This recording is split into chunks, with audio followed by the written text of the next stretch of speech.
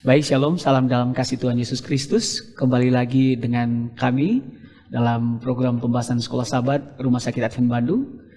Seperti biasa, saya ditemani dengan rekan-rekan sepelayanan. Ada Pendeta Marupa Pasitorus dan senior pastor kita, yaitu Pendeta David Panjaitan. Dan saat ini kita akan segera memulai diskusi atau pembahasan Sekolah Sabat kita. Kita akan mulai dengan doa. Mari kita berdoa. Bapa di sorga, Allah kekal, Tuhan yang empunya kehidupan dan keselamatan kami akan memulai berdiskusi Sekolah Sabat, khususnya ya Tuhan di pelajaran yang ke-6. Kami memohon hikmat sorga boleh menjadi bagian kami, sehingga pembahasan ini boleh berjalan dan kerohanian kami boleh ditambah oleh karena pengalaman bersama-sama dengan Tuhan. Itulah doa kami Bapa, dalam nama Tuhan Yesus kami berdoa. Amin. Setelah kita membahas pelajaran pekan yang lalu bahwa Tuhan berperang untuk Anda, saat ini kita membahas satu pelajaran yang sangat penting, yakni kita akan menelusuri satu pembahasan tentang musuh di dalam. Dan untuk mengawalinya, kita serahkan kepada Pendeta David Panjaitan akan memberikan ulasan terlebih dahulu tentang pembahasan dan ringkasan-ringkasan. Kepada Pendeta Panjaitan, disilakan. Baik, terima kasih. 2 episode kita gak bersama ya, oleh karena ada kegiatan-kegiatan yang lain sehingga absen. Terima kasih kita bergabung kembali. Seperti biasa, karena saya pernah menjadi guru, jadi enak rasanya kalau ada alat peraga. Jadi pelajaran yang ke-6 ini judulnya adalah musuh di dalam. Saya tidak tahu apakah memang seperti ini judulnya. Kenapa ini sebenarnya musuh dalam selimut kan begitu? dalam bahasa apa? Bahasa istilah kita ya. Memang agak sedikit kasar. Tapi dari alur cerita ini seperti itulah situasi yang sedang terjadi. Saya akan tampilkan paling 2 slide ke depan ya. Kira-kira di mana sih pembahasan kita ini kan gitu. Mappingnya lah. Oke, ayat intinya adalah dari buku Yeremia 17 ayat 10, betul ya? Iya. Dikatakan, Aku Tuhan yang menyelidiki hati, yang menguji batin untuk memberi balasan kepada setiap orang setimpal dengan tingkah langkahnya, setimpal dengan hasil perbuatannya. Pertama, yang mau saya katakan, ini bukan bicara masalah keselamatan. Ini bicara masalah penghakiman. Ya, karena sering orang sulit membedakan mana sih bicara penghakiman, bicara mana keselamatan. Keselamatan itu adalah kasih karunia dan iman kita kepada Kristus, titik, tidak ada yang lain. Kenapa? Karena yang kita ceritakan ini adalah orang Israel setelah keluar dari tanah Mesir. Betul. Jadi udah diselamatkan kan. Nah, sekarang mereka akan menuju kepada upah daripada kesetiaan mereka atau keselamatan mereka, itu tanah Kanaan. Nah, di dalam perjalanan ini ada tetap ujian-ujian yang harus diikuti oleh siapa saja termasuk orang-orang Israel. Nah, banyak orang melihat dari perbuatan, tapi Tuhan melihat dari motif atau hati daripada perbuatan itu. Salah satu contoh yang kita bahas itu tentang Rahab ya. Rahab kalau dibandingkan dengan yang lain, saya sering menanggapi kalau di gereja, karena pertanyaan umumnya itu bagaimana dosanya Rahab, apa segala macam. Saya pikir loh, kenapa kita berfokus kepada dosanya Rahab? Kita harusnya fokus kepada besarnya rencana keselamatan yang Tuhan beri, harus fokus ke sana. Sehingga saya punya ilustrasi di gereja, saya sebutlah es krim ya. Jadi saya dapat es krim, tiba-tiba jatuh sendoknya dengan esnya, es krimnya sedikit ke lantai. Lalu teman ngobrol saya itu mayoritas lihatnya ke sini. Lalu saya ketawa, teman-teman tanya, Pendeta kok ketawa? Inilah ilustrasi pelajaran Sekolah Sabat tentang Rahab. Kenapa? Kita memperhatikan yang setitik jatuh dibandingkan es krim yang banyak ini. Ya, jadi seharusnya ya jatuh, ya udah buang aja gitu. Yang jatuh kotor, buang. Nah, kita lihat yang ini. Itu juga dengan apa? Dengan pelajaran Rahab. Oke. Artinya apa yang kita lakukan itu akan semua dipertanggungjawabkan. Di ayat-ayat yang lain pun katakan itu. Nah, saya ingin menyampaikan seperti ini. Seperti biasa, garis lurus, peristiwa ini adalah setelah mereka melewati sungai Yordan ya, dan setelah mereka mengalahkan kota Jericho. Lalu mereka menjelang masuk atau akan menguasai tanah Kanaan itu. Nah, dalam pelajaran sekolah sahabat kita ini ada dua cerita yang muncul. Pertama itu tentang Akan. Ya, tentu kita sama-sama tahu apa yang terjadi, apa yang dilakukan oleh Akan itu. Dia tidak mengakui kan apa yang dia lakukan. Walaupun akhirnya dia mengakui dan mendapatkan dampak dari perbuatannya. Lalu pelajaran sekolah sahabat kita juga bandingkan antara Akan dan Rahab. Iya.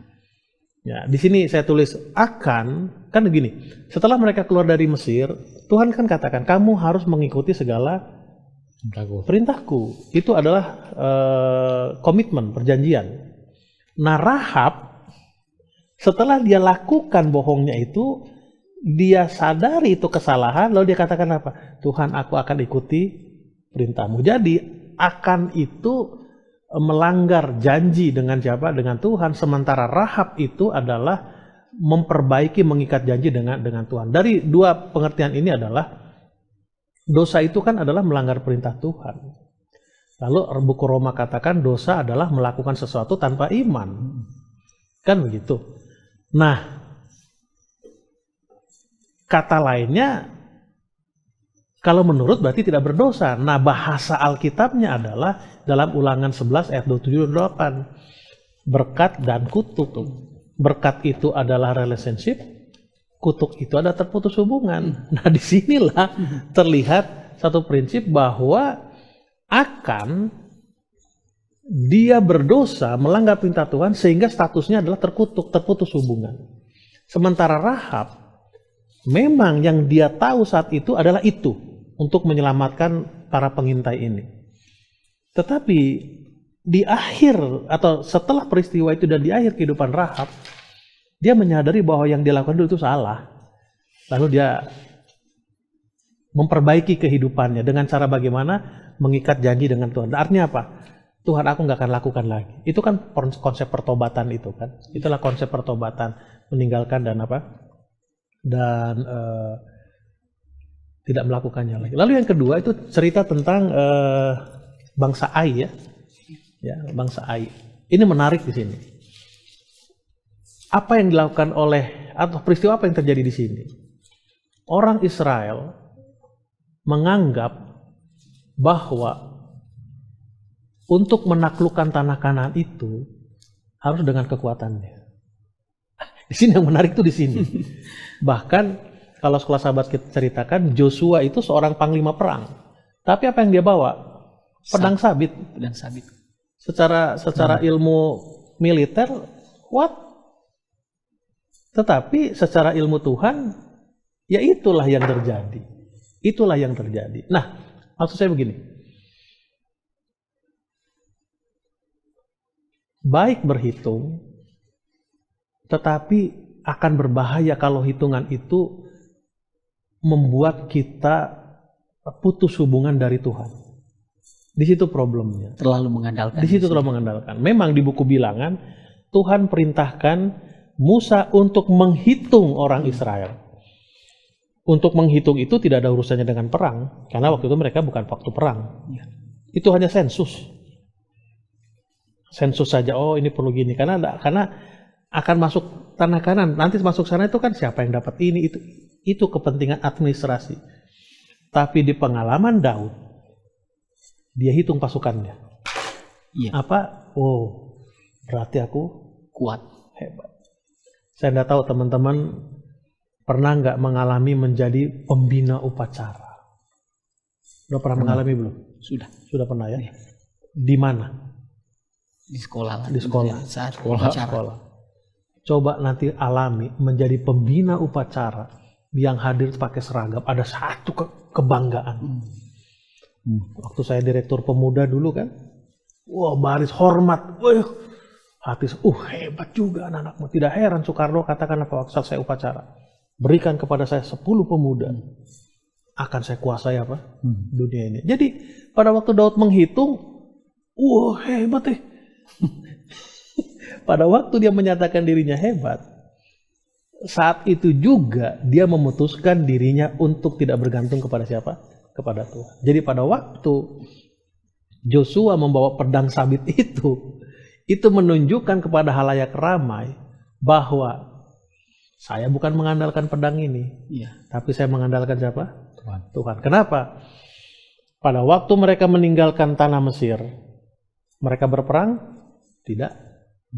Pada waktu mereka menyeberangi Laut Merah, Tiberau, mereka berperang? Tidak. Pada waktu mereka melewati Sungai Yordan, mereka berperang? Tidak. Pada waktu mereka mengalahkan kota Jericho, mereka berperang? Tidak. Nah, ini penting nih pengalaman buat teman-teman pendeta masih muda nih. Kalau saya kan udah 30 tahun nih, mungkin belum hampir 10%-nya lah ya. Lebih lah 10%, 30 tahun. Itu sudah cukup matang lah dalam pelayanan. Artinya, apakah kita hidupkan dalam kehidupan kita? Karena banyak ketidakadilan di dunia ini. Apa yang mau kita lakukan? Speak up-kah kita atau silence? Biar Tuhan yang apa? Berperang. Fight for us. Itu saya punya pandangan. Saya kembalikan kepada Baik, pendeta. terima kasih banyak. Senang sekali pendeta. Karena sudah ada arahan, artinya pemetaan dari pelajaran sekolah sahabat ini. Kita ke pendeta Sitorus. Kira-kira pendeta ini dari pelajaran sekolah sahabat tentang dosa akan. Apakah akan ini, kan Allah ini konteksnya ini penghakiman kan. Allah ini adalah seorang hakim yang adil, betul ya? Apakah, saya berpikir seperti ini, apakah Tuhan memberikan kesempatan kepada akan untuk bertobat sebelum artinya hukuman itu dijatuhkan? Dan seberapa besar kira-kira kesempatan itu, dan apakah memang benar ada kesempatan itu? Silahkan pendeta Sitorus. Kalau kita melihat ya, pertobatan itu kan umumnya kalau orang sudah ketahuan dia akui ya, gitu. Untuk menghindari hukuman, untuk menghindari celaan dan sebagainya. Tapi sebenarnya itu bukan pertobatan. Pertobatan itu adalah jauh sebelum orang mengetahui siapa yang melanggar atau siapa yang berdosa. Jadi ada dorongan hati untuk mengakui telah berbuat salah. Nah, di dalam cerita kita ini, dalam kasus Akan, dalam proses menyelidiki siapa yang berbuat dosa, kan Tuhan instruksikan Yosua untuk panggil itu suku berbaris ya, satu suku berganti, dan sampai akhirnya tuh dari suku-suku yang sudah dipanggil itu mengarah kepada Akan. Nah, sementara proses itu berjalan, sebenarnya itu waktu yang Tuhan berikan kepada Akan untuk bertobat, mengakui saya yang telah mengambil barang yang sebenarnya tidak boleh diambil, karena barang itu harusnya dimusnahkan. Karena dia melihat barang itu bagus, dia bilang dalam hatinya, oh ini sayang-sayang ini kalau dimusnahkan, ya, dijual atau bagaimana bisa dipakai dan sebagainya. Jadi dia melihat, dia mengingini dan dia ambil dan disembunyikan, itu proses dosanya. Dan proses dalam penyidikan Tuhan juga ada prosedurnya dengan baik. Nah, selama waktu Tuhan perintahkan si Yosua untuk menyelidiki, Tuhan sebenarnya menunggu dan memberikan kesempatan kepada Akan untuk mengakui bahwa dialah yang telah mengambil barang yang harusnya dimusnahkan, bahwa dia yang telah menyembunyikannya, ya, tapi dia tidak lakukan. Setelah Yosua langsung menunjuk kepada Akan, baru dia akui. Jadi sebenarnya dari cerita ini kita melihat bahwa Tuhan itu sebenarnya adil, ya. Jauh dia sebelum menghakimi, ada masa waktu diberikan kesempatan bagi seseorang untuk apa? Untuk mengakui kesalahan dan bertobat. Masalahnya apa? Setelah jatuh penghakiman baru kita apa? Kita mau bertobat, tapi sudah terlambat, ya. Sudah tidak bisa lagi, sudah tinggal nunggu apa? Merasakan hukuman. Jadi pelajaran yang menarik di sini adalah masing-masing kita mungkin ada dosa tersembunyi dan pelanggaran tersembunyi. Jauh sebelum itu mungkin diketahui oleh orang, adalah baik kita kita akui kepada Tuhan dan kita bertobat. Itu jauh lebih baik timbang kita bertobat setelah setelah orang ketahui dan mungkin orang sudah menunjuk kepada kita dan mata semua melihat kepada kita, itu akan lebih apa? Lebih kurang baik. Kira-kira begitu, Pendeta. Baik, terima kasih Pendeta Hitorus. Saya sangat tertarik bahwa ternyata memang ini ada waktu jeda ya, bahwa Tuhan itu memberikan kesempatan kepada Akan. Dan akhirnya terjadilah seperti yang juga disampaikan oleh Pendeta Panjaitan tadi, ada satu perbedaan yang sangat signifikan antara Akan dan Rahab, di mana dikatakan di pelajaran sekolah Sabat bahwa pilihan Akan menentukan. Bolehkah Pendeta jelaskan sedikit pilihan yang menentukan antara perbandingan antara Rahab dan Akan? Kalau tadi kan Akan itu membuat perjanjian dengan Allah itu, dia meninggalkan perjanjian itu, sedangkan Rahab masuk ke dalam perjanjian justru. Tetapi ada pilihan-pilihan yang lain yang akhirnya menentukan bukan cuma nasibnya secara pribadi, yang lain juga ternyata. Silakan. Oke, yang pertama, jangan lupa bahwa apapun pilihan kita itu akan berdampak kepada orang yang ada di sekitar kita. Iya. Entah pilihan yang baik, entah pilihan yang tidak baik. Itu yang pertama. Lalu yang kedua, kita lihat proses daripada yang terjadi ini. Itu kan di Yosua 7, dimulai ayat 19 ya. Iya. Tapi saya masuk ke pasal ayat 20 lah. Jadi kan ada proses nih, dipanggil kan oleh Joshua nih seluruh orang Israel kan. Saya punya imajinasi itu, ini peristiwa tidak hanya sekali terjadi sehari. Bayangkan berapa orang sih orang Israel saat itu, bisa jadi kita bilanglah sesuai dengan yang keluar dari tanah Mesir 600.000 kan. Gimana tuh nanyain yang 600.000 itu satu? Investigasi. Iya kan? Lama ya. Taruhlah nggak nanya, oke saudara-saudara, siapa yang mencuri 600.000? Yang tidak mencuri silakan ini. Oke, keluarga ini kan itu dibagikan. Bangsa, lalu suku, setelah suku keluarga, kan lebih, artinya ada waktu, ada proses. Nah, setelah ketahuan bahwa yang melakukan kesalahan atau musuh yang di dalam itu adalah akan berdampak kepada kekalahan orang Israel menghadapi Ai kan, ini yang akan katakan ayat 20. Lalu akan menjawab Joshua katanya, benar, aku yang berbuat dosa terhadap Tuhan Allah Israel, sebab beginilah perbuatanku. Nah, setelah dia mengatakan aku berdosa, lalu sebab beginilah perbuatanku. Artinya apa? Dia bela diri. Dia membenarkan apa yang dilakukan daripada pengakuannya. Aku melihat di antara barang-barang jalan itu jubah yang indah buatan Sinear dan 200 sikal perak dan sebatang emas yang 50 sikal beratnya. Aku menginginkannya, maka aku ambil. Semuanya itu disembunyikan di dalam kemahku. Lalu Joshua menyuruh, itulah. Jadi dari alur cerita ini, ayat 20-21, saya melihat bahwa akan memang mengakui kesalahannya, tetapi tetap dia menyangkal atau menyatakan bahwa ya aku lakukan itu benar loh, kan aku lihat, kan aku ingin. Kan begitu kan? Itu aku ingin. Dia tetap membela apa? Di sananya hanya berhenti di situ. Memang aku telah berdosa. Itulah cerita. Apa bedanya dengan Adam dan Hawa ya? Waktu Adam ditegur oleh Tuhan, apa yang dia katakan? Perempuan. Terus waktu Hawa ditanya apa? Ular. Terus kalau ditanya siapa ciptakan ular? Tuhan. Kalau dipotong jawabannya, gara-gara siapa Adam berdosa? Oke, kita sambungkan kepada peristiwa Akan ini. Akan melihat, ini bagus banget ini. Ini ada emas ini. Tanpa sadar, dia menyatakan kepada orang lain bahwa Tuhan kami itu tidak bisa memenuhi kebutuhan kami. Punya anak, Samuel. Punya anak, umur berapa sekarang? 6 tahun. Kalau ada orang tua lain memberikan jajan kepada anak kita, kita langsung terima atau enggak? Apa gitu? Jangan. Banyak alasan. Salah satu alasannya adalah emang gue nggak bisa ngasih jajan anak gue emang. Atau memang belum dibiasakan jajan mereka. Itu kan makanya banyak alasan. Salah satunya adalah jangan sampai orang melihat bahwa kami tidak bisa membeli jajan anak kami. Iya. Sama seperti pengalaman Musa dan Harun tidak diizinkan masuk tanah Kanaan karena perbuatan mereka yang terakhir. Harusnya Musa mengatakan kepada gunung batu, tapi yang dilakukan oleh Musa adalah memukul. Apa masalahnya di situ? Apa dikatakan? Musa mengambil alih tanggung jawab Tuhan. Musa merepresentasikan Dirinya. yang salah tentang Tuhan.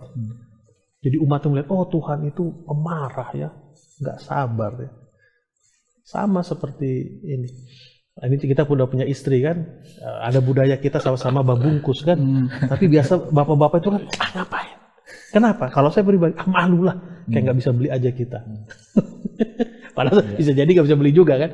Jadi kembali, itulah problem yang terjadi itulah pilihan Akan. Kalau Akan memilih untuk tidak mengambil, oh beda ceritanya. Bisa jadi mereka tidak dikalahkan oleh siapa? Ai. Karena pada waktu Ai mengalahkan Israel, apa masyarakat bangsa-bangsa lain? Kalahnya sama Ai, suku yang kecil kan, itu kan bangsa yang sederhana kan? Mana cerita Tuhan yang hebat mengalahkan Mesir segala. Mesir itu jauh lebih besar daripada Ai kan? Iya. Tapi Ai bisa mengalahkan orang Israel. Kenapa? Dampak itu. Mari saya katakan, apa yang kita lakukan ini berdampak kepada orang-orang sekitar kita. Kalau saya punya ilustrasi seperti kita melempar kerikil ke air. Kemana riaknya? Semakin lama semakin apa? Semakin lebar, semakin lama semakin lebar. Itu yang boleh saya sampaikan menanggapi pertanyaan. Baik, terima kasih. Bahkan dosa akan berakibat kepada keluarganya juga ya, yang memang binasa. Dan ini ada peran ternyata dari keluarga juga, ternyata ada mereka menyembunyikan. Beda dengan apa namanya di sini bilang dengan Korah ya, ada perbedaannya. Kalau Korah mereka biarkan bapaknya. Itu dia. Kalau ini mereka ikutan sehingga kebinasaan itu terjadi juga. Oke. Yang saya ingin minta dari Pendeta Maro, mungkin ada pelajaran penting yang Pendeta Maro ingin sampaikan sekaligus dengan closing statement dari Pendeta Maro tentang pelajaran Akan dan pertempuran di Ai ini. Silakan. Tadi Pendeta David singgung tentang pengaruh dosa ya. Kita boleh mengkaji, mungkin kalau kita gagal dalam satu hal, mungkin kita sudah prediksi akan berhasil dari upaya-upaya kita lakukan. Tapi kenapa kalau gagal? Mungkin ada bisa saja dosa yang menyebabkan kita gagal. Dari pelajaran ini ya yang saya dapatkan. Secara bangsa, secara jemaat, secara keluarga, bisa saja itu menghalangi keberhasilan. Karena Tuhan melihat, wah ini sudah tidak lagi sesuai dengan apa yang Tuhan katakan. Jadi ada baiknya kita bersama-sama untuk mengevaluasi, baik itu secara keluarga, secara jemaat dan sebagainya, supaya menjadi satu dorong bagi kita bahwa keberhasilan itu bukan saja karena upaya-upaya, tapi karena kalau yang kita lakukan tidak sesuai dengan apa yang Tuhan katakan, maka pasti akan gagal. Begitu. Dan selalu bertanya kepada Tuhan tentunya ya. Terima kasih Pendeta Sitorus. Untuk selanjutnya Pendeta Penjahitan, bolehkah saya ingin meminta closing statement terkait juga supaya sekaligus terkait juga tentang saksi tentang kuasa Tuhan. Saya memiliki pemikiran lain, bukan out of context, mas dalam konteks bahwa Yosua itu memegang sabit dan Tuhan Yesus ketika datang juga dilambangkan dengan memegang sabit. Nah ini Pendeta sekaligus dengan closing statement, silakan. Baik, memang dalam konteks penyabitan benar, dalam konteks penyabitan it's okay. Sama-sama pegang sabit, makalah ada lagu kan mana penyabit kan, kira-kira begitu. Nah dalam konteks situasi Joshua ini, situasi orang Israel akan menaklukkan tanah Kanan, kita harus tahu bahwa tanah Kanan itu kan orangnya jahat-jahat. Iya. Oh kalau orang jahatnya seperti ini berarti aku harus bawa perlengkapan seperti ini kan begitu.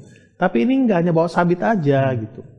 Dari situ menunjukkan bahwa Joshua itu memang betul-betul mengandalkan Tuhannya.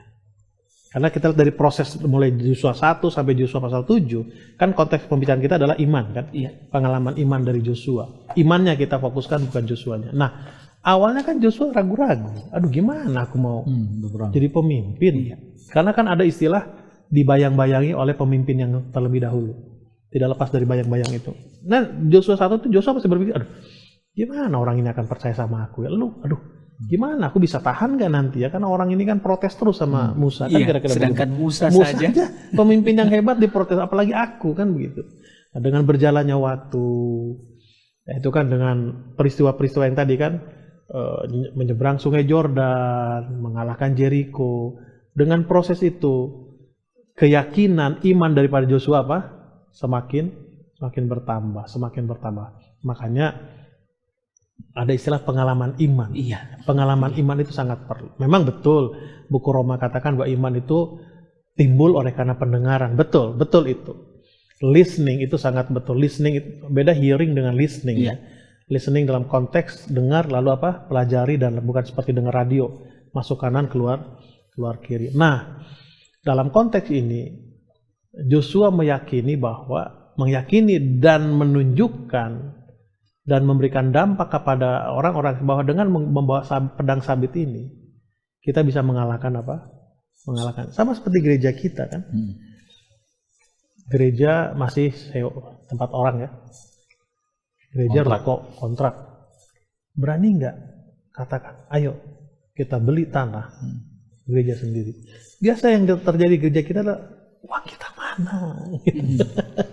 Uang kita mana? Nah, itulah menanggapi itu. Nah, closing statement yang saya sampaikan adalah pemirsa sekalian, percayalah bahwa Tuhan mengharapkan kesetiaan kita sampai titik akhir.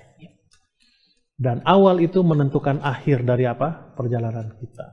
Dan jaminan Tuhan kepada kita seperti dalam Matius 28 ayat 20, aku akan menyertai kamu sampai kesudahan zaman. Zaman itu time.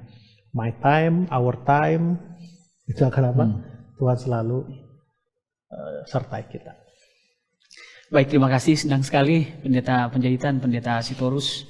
Itulah pembahasan Sekolah Sabat untuk pelajaran 6, musuh di dalam. Semoga dengan pertolongan kuasa Roh Kudus kita dapat mengambil pengalaman-pengalaman rohani sehingga ini menjadi pengalaman iman bagi kita dari pembahasan Sekolah Sabat ini. Dan sampai jumpa di pertemuan selanjutnya. Tuhan Yesus memberkati.